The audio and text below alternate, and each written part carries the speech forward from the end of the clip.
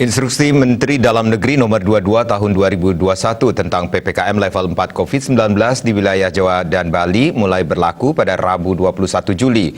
Dalam Inmendagri tersebut, terbaru itu diatur terkait penguatan 3T atau testing, tracing, treatment yang perlu terus ditingkatkan. Bahkan target jumlah tes COVID-19 harian di Bali juga ditetapkan.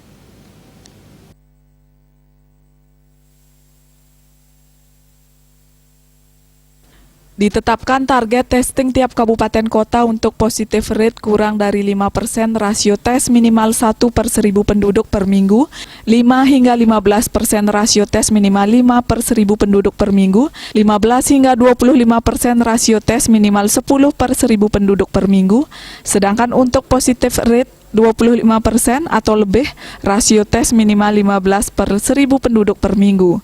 Testing perlu terus ditingkatkan terhadap suspek, yaitu mereka yang bergejala dan juga kontak erat.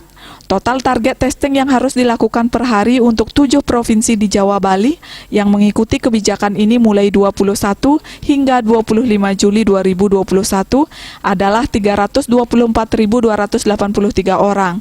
Sementara Bali sendiri harus melakukan testing ke 8.233 orang. Kabupaten kota diatur juga target testingnya. Rinciannya Denpasar menjadi yang tertinggi target testingnya, yakni 2.137 per hari, disusul Badung sebanyak 1.524 orang, Gianyar sebanyak 1.122 orang, Tabanan 968 orang, dan Karangasem 902 orang. Sementara itu, 4 kabupaten lainnya yaitu Jembrane harus melakukan testing pada 604 orang, Bangli 493 orang, Kelungkung 387 orang, dan Buleleng 96 orang. Selain itu, diatur pula tracing perlu dilakukan sampai mencapai lebih dari 15 kontak erat per kasus konfirmasi. Karantina perlu dilakukan pada yang diidentifikasi sebagai kontak erat. Setelah diidentifikasi kontak erat, harus segera diperiksa atau entry test. Dan karantina perlu dijalankan. Jika hasil pemeriksaan positif, perlu dilakukan isolasi. Jika negatif, maka perlu dilanjutkan karantina.